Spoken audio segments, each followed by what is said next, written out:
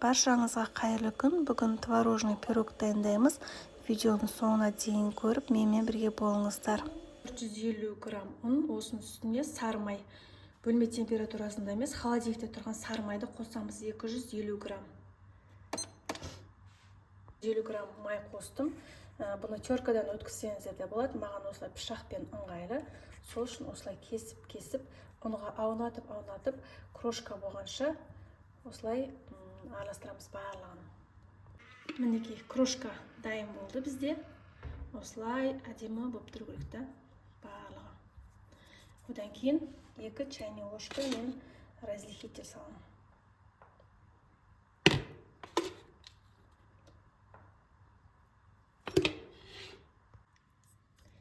Миндальная мука 30 грамм қосамын. Егер де жоқ болса, қоспай қойсаңыздар да болады.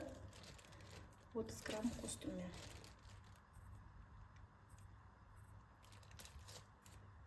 Барлығын жақсылап араластырамын.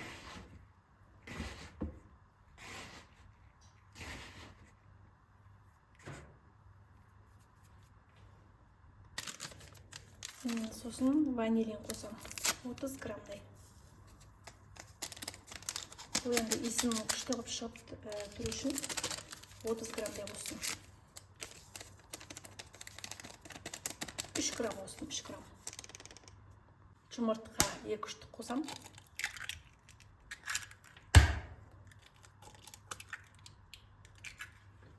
Мен 200 грамм шекер қосам. Жұмыртқа мен шекерді жақсылап араластырып аламыз.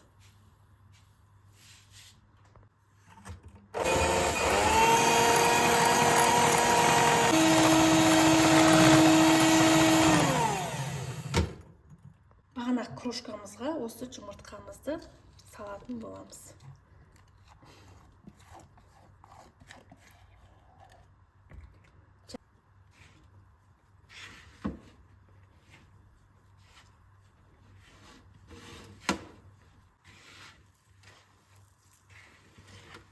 Лопаткамен басында араластырып, кейін қолмен осы ұн жеткілікті. Басында артық ұн салмаңыздар.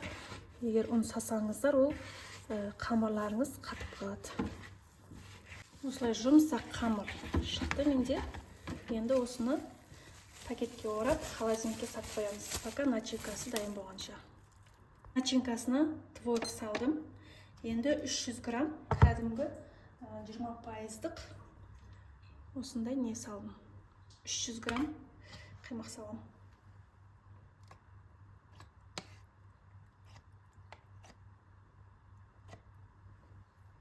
Грамм.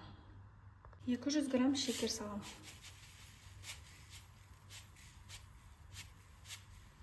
200 грамм шекер. 4 штук жұмыртқа салам.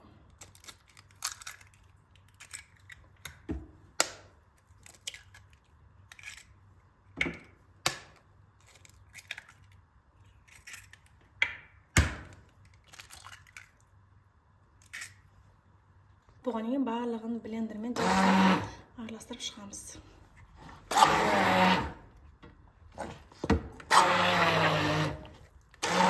Араластырып алдық. Енді жаңа қамырымыздың үстіне құятын боламыз. Міне осылай пергамент қағаз көтеріп алдым ыдысыма. Және де осындай 4 бұрышты неге қойып. Егер де сіздерде бұндай 4 бұрышты жоқ болса, домалаққа 2 бөліп пісіріп алсаңыздар да болады. Жаңа қамырымыз. Осының барлығын қазір мен төсеп шығамын. Кішкене алып қалам шет-шетіне. Оқтаумен жайсаңыздар да болады. Қолмен осылай басып шықсаңыздар да болады жай. Мінекей бәрін төсеп шықтым мен. Енді осының жан-жағына осылайна істеп шығамын.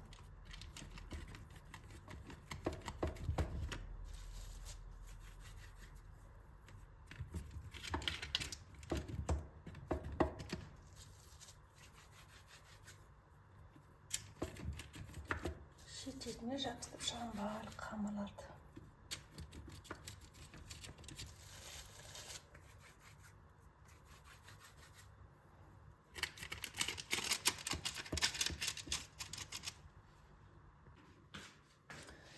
осылай жан жағын вилкамен басып шығамыз. Одан кейін орталарын осы вилкамен тесіп шығамыз.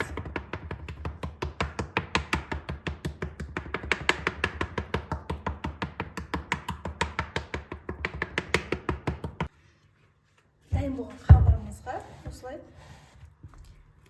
төсеп шығамыз. Өзіміздің жаңағы начинкамызды, творожный начинкамызды төсеп шығамыз.